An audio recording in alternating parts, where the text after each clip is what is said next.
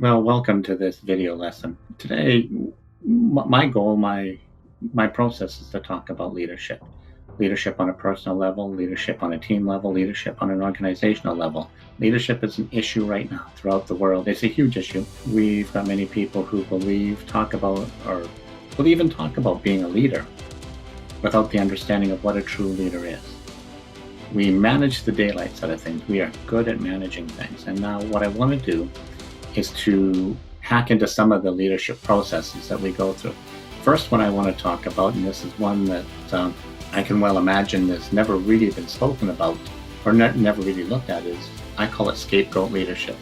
Now, where this comes from is, well, it's a history, it's a story, but it's a biblical event for those people who are not biblical Bible followers. I'll give you a bit of the story, and for those who are, very Old Testament, but it comes about the time during the feasts and during the anointings of the Jewish people when under Moses, Aaron was the head priest. And it talked about during one of the sacrifices, they would sacrifice a pure animal as part of the sacrifice process. And then they would have a second animal, a second goat, that the chief priest Aaron would put both of his hands on and pray and put all the sins of the nation into that goat. And then they would take that goat, take it far away out in the wilderness and let it go, with the goal that that goat would be the scapegoat, would take away the sins of the world. Now, you're going to say, how does this relate to leadership? We get a lot of leadership like that in this world. The bigger the organization, the more potential for scapegoat leadership. What happens with big organizations, or in big organizations, is that we spend so much time managing roles, managing situations, that we lose track of our people, we lose track of what happens.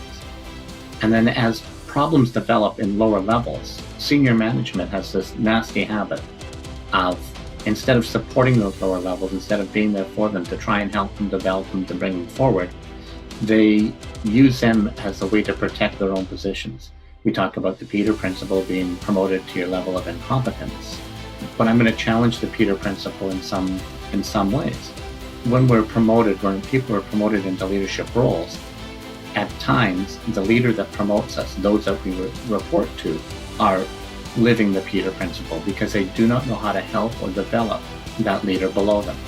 They want this team member, they want this growth, this individual to be there. They hire them, but there's little done to support them. And then as time goes on, this lower level leader struggles, not understanding what the expectations are, not understanding processes, not understanding what the organization or the boss, the leader, is looking for.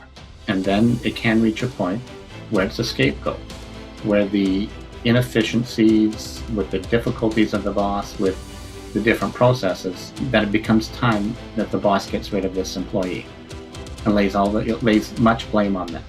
They become the scapegoat for the lack of organizational preparedness, for the lack of organizational or the boss's ability to communicate or to support or to help. And this is where I come up with the term of scapegoat leadership. It's the big boss, the leaders up above are so busy trying to protect their positions, protect their lack of growth and their lack of support, that they create a scapegoat from a lower level person. Now, I do think that this is a danger in this world. There are a lot of good people in a lot of good roles that are not being supported, that are not being developed, that are not being given the opportunities they should be, that are not being orientated, that are not being, the list can go on and on and on. But at the end of the day, our issue comes is that they become a scapegoat. They become the person taking the heat, being sent out in the wilderness, being fired, being positions changed, because the boss, the leader, did not do their job right. The senior leader didn't do their job right. So one of the goals of this video, one of the goals of this process is to talk to bosses, to talk to individuals who lead others, and ensure that they're being supported properly, that they feel encouraged, that they feel empowered to do their job. They're not being micromanaged, that they are given the opportunity to be all that they can be. And then as they're being all that they can be, it's also important for these senior leaders to look at them and help them grow, but not just grow up to the point of the job that they're doing, but to grow beyond that point.